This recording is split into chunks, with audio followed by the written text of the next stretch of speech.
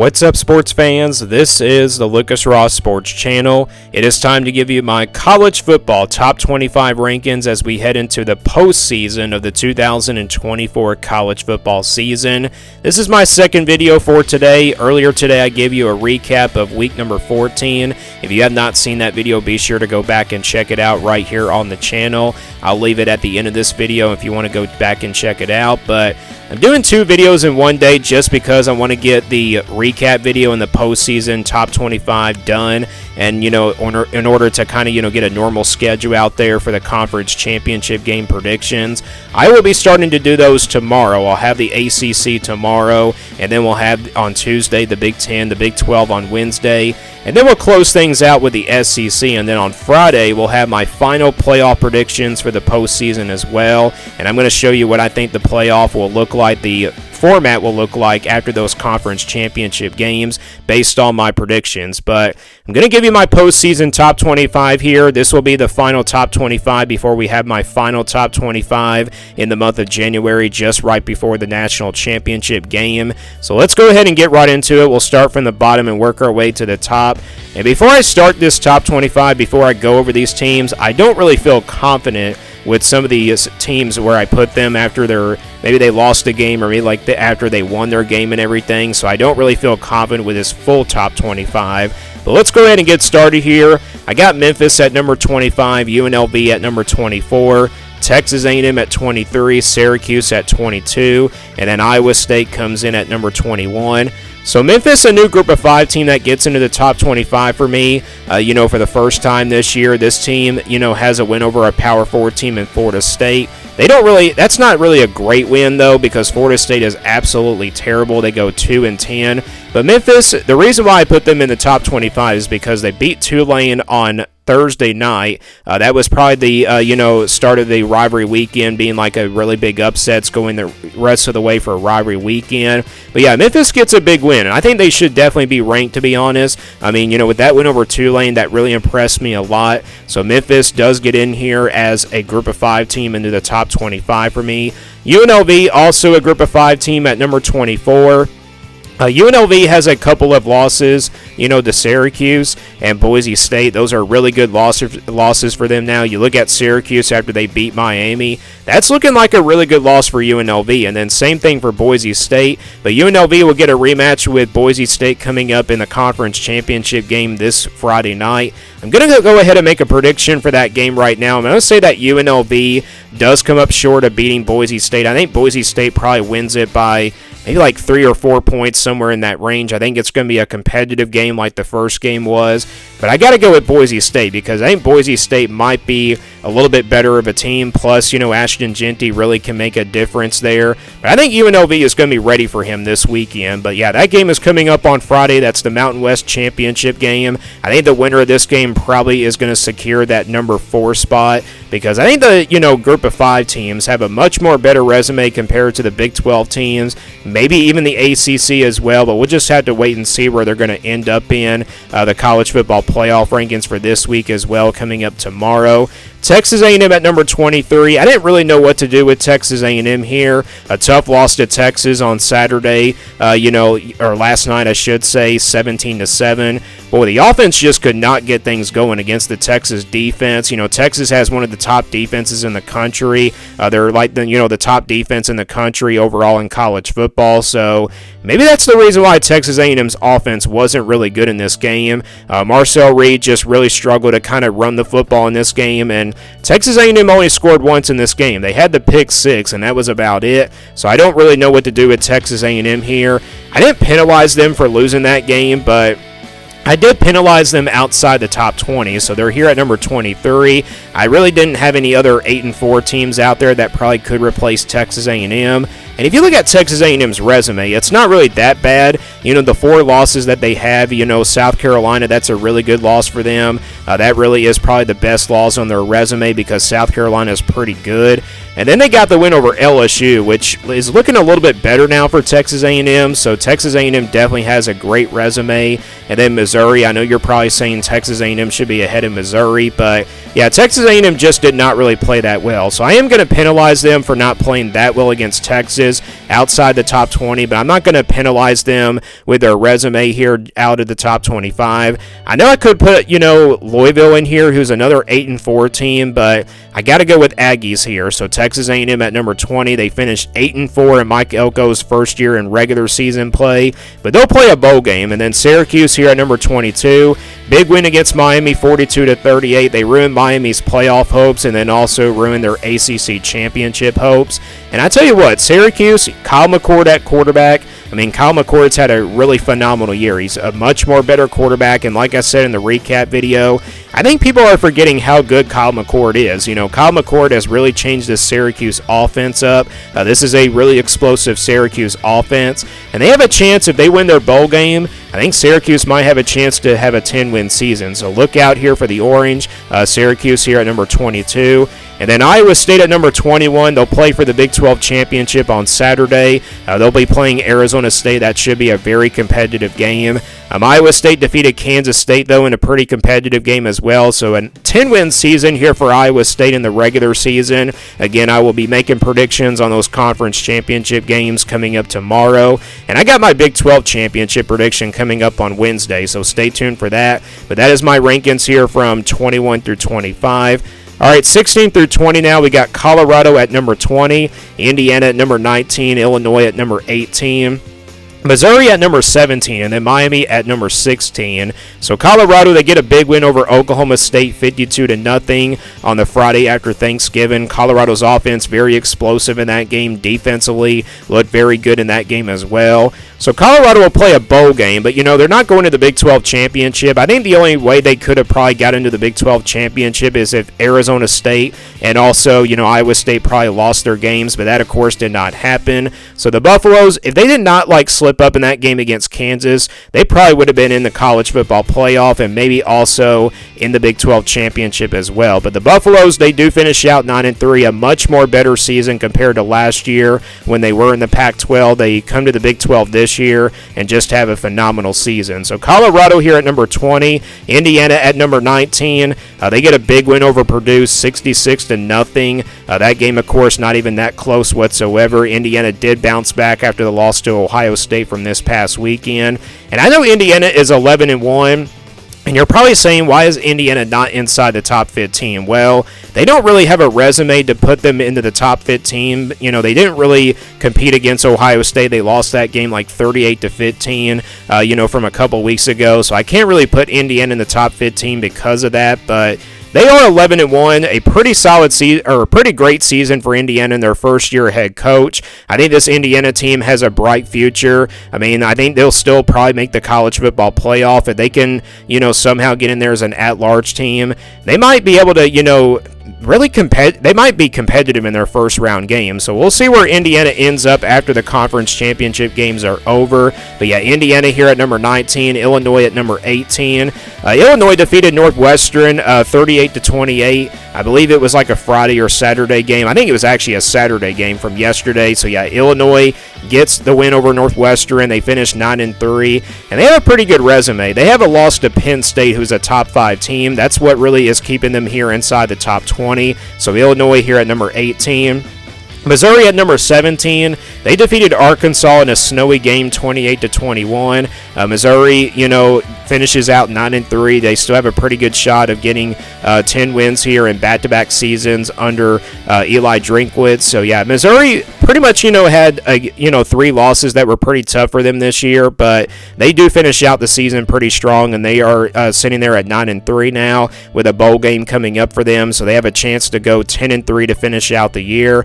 And then Miami at number 16. So I do drop Miami outside the top 15 after their loss to Syracuse, 42-38. And again, Miami got off to a pretty good start in that game. They were up 21-0 in the first quarter. That was really the first time that Miami had a really good first half since probably the Florida game back in week number 1. But Miami just blew it. The defense just really blew it in that game. The defense really couldn't stop the Syracuse passing game. Again, Kyle McCord is a great quarterback, and Miami really struggled with his passing game. And, Cam Ward got under pressure in the second half throughout the rest of the game, and Syracuse ran out the clock, picking up first downs after first downs. So Miami, their playoff hopes, I think, are pretty much over, and I think they're also out of the ACC championships, and they're not going to be going to the conference championship game this week. So with that loss, Miami definitely out of the playoff picture. I really don't see them making the college football playoff as a 10-2 team. I just don't think there's enough room for Miami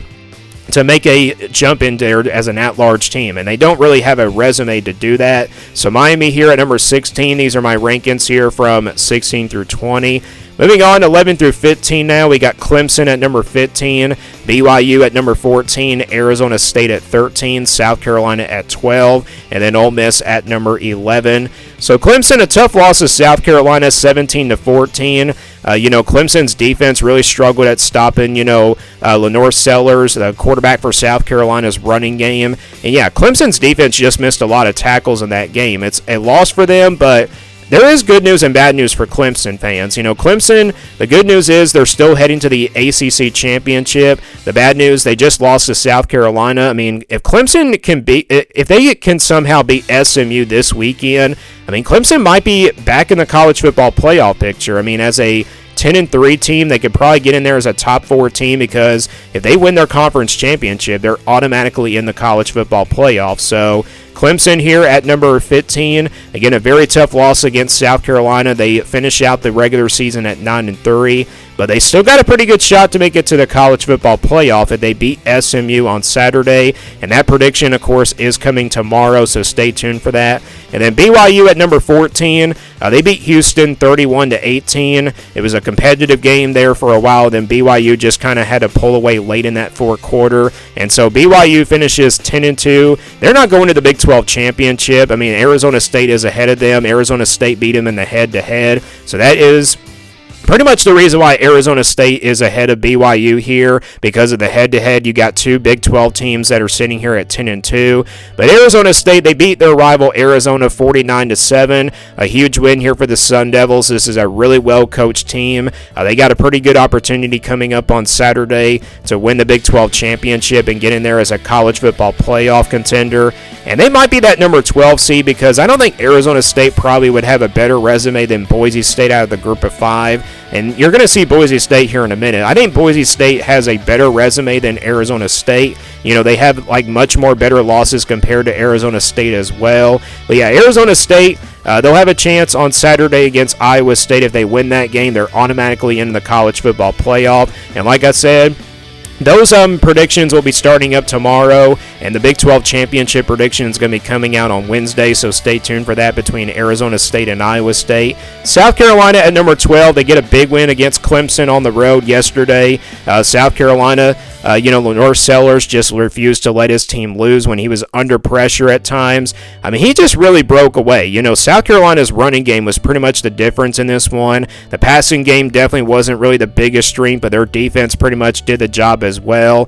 And I'm telling you, South Carolina's defense was definitely going to be probably the story in this game, but I did not expect Lenore Sellers to be really big in this game. He just really let his team, he didn't really just want his team to lose. He really refused to let his team lose. So a big win against Clemson here for South Carolina. They beat Clemson in Death Valley for the second time in a row. So South Carolina here at number 12, but they're still behind Ole Miss because of that head-to-head. Ole Miss defeated Mississippi State in the Egg Bowl 26-14, or actually I think it was 26 to something, or 36 to something.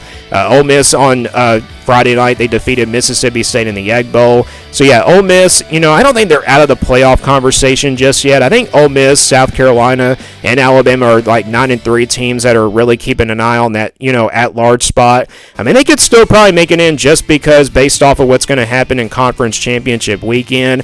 We don't really know what's going to happen, but you never know. Some teams could probably slip up, and some of these 9-3 teams probably could jump up in there in the college football playoff bracket. So look out for maybe Clemson, South Carolina, Ole Miss, and then of course Alabama. And we'll go from 6 through 10 now. I got Alabama here at number 10. Those are my rankings from 11 through 10 or 15, I should say. Alabama here at number 10, Boise State at number 9, Ohio State at number 8, Tennessee at number 7, and then Georgia at number 6. So Alabama, they beat Auburn in the Iron Bowl 28-14. Kind of did what I expected them to do, like really bring their A game in this one, because if they would have lost this game, their playoff hopes would have been dashed and everything. But Alabama took care of business. Jalen Milroe kind of made the explosive plays in this game.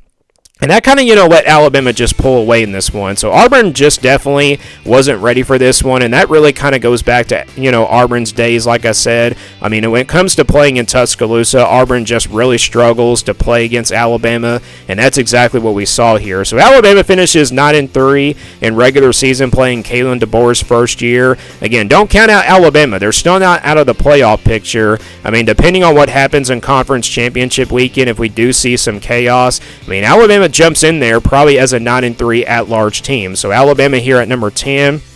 Boise State at number 9. They get a big win over Oregon State on the Friday afternoon. Ashton Jeanty has a really phenomenal performance. So Boise State will be playing in the Mountain West Championship game on Friday against UNLV. And like I mentioned earlier, I am picking Boise State to win that game. I think this Boise State team is just too good. They've been on a winning streak ever since that loss to Oregon, to the number 1 team in the country. So yeah, Boise State, I'm picking them to win the Group of 5 championship game against UNLV. And they'll probably secure that, first round bye, to be honest, like maybe at number 4, or they could probably still jump up to number 12. But I think they're going to be probably at number 4. You'll see those updated playoff predictions coming up on Friday. And then Ohio State here at number 8. Tough loss to Michigan. So I wasn't really sure what to do with Ohio State, if I should drop them out of the top 5. But after losing to like a 7-5, 6-5 Michigan team, if you count their record from the day before the game, yeah, that's a bad loss for Ohio State. So I do drop them out of the top 5, but not outside the top 10.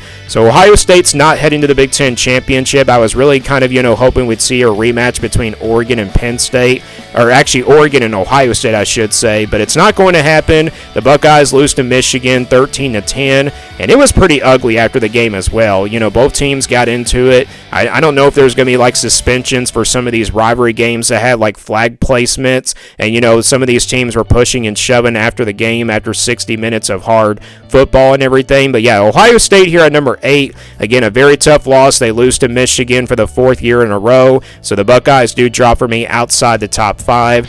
Tennessee at number 7, they get a much-needed win on the road at Vanderbilt, 36-23. Tennessee probably had their best offensive performance with Nico Amaliaba throwing the football, and the running game was definitely spectacular. Dalen Sampson was just unbelievable in this game. I mean, he's one of the top running backs in the country, and definitely in one of the SEC as well. So Tennessee here at number 7. Again, they secure an at-large playoff spot. That's what I talked about, a little bit earlier with Notre Dame and Tennessee. They both secured some at-large playoff spots. So Tennessee finishes 10-2. They're headed to the playoff. We'll see where they're going to be ended up in those rankings on Tuesday, and then we'll see where they're going to be ranked in the seeding for the 12-team playoff bracket. And then Georgia at number 6, they get a huge win against, Georgia Tech on Friday night. Boy, that was a great game there. 8 overtime game against Georgia Tech. These two rivals, it looked like Georgia was going to lose this game. Georgia Tech was up like 17-0, I believe, at halftime. And then Georgia comes back from behind and forces like an overtime game. So, yeah, Georgia Tech didn't really want to go away in this game. Haynes King was making really good plays down the field, at quarterback for Georgia Tech. But Georgia does prevail, and they go 10-2. And if Georgia would have lost that game, who knows? They probably would have been out of the college football playoff, but they'll probably be, in the playoff now just because of that win. But they'll be in the SEC championship game this weekend. It's going to be a rematch against the Texas Longhorns. Speaking of Texas, they're here in my top 5. These are my rankings, though, from 6 through 10. And now we go to the top 5 here. We got SMU here at number 5. Notre Dame at number 4. Penn State at number 3. Texas at number 2. And then Oregon at number 1. SMU takes care of business against Cal 38-6. They'll play Clemson in the conference championship game this weekend. What a season it's been here as a first-time program in the ACC for SMU. They finish out 11-1, and now they're playing for a conference championship game. Not just that, but they have a pretty good shot to get a first-round bye in the college football playoff. And again, that prediction is coming out tomorrow, SMU versus Clemson. Notre Dame at number 4. They take care of USC in the fourth quarter.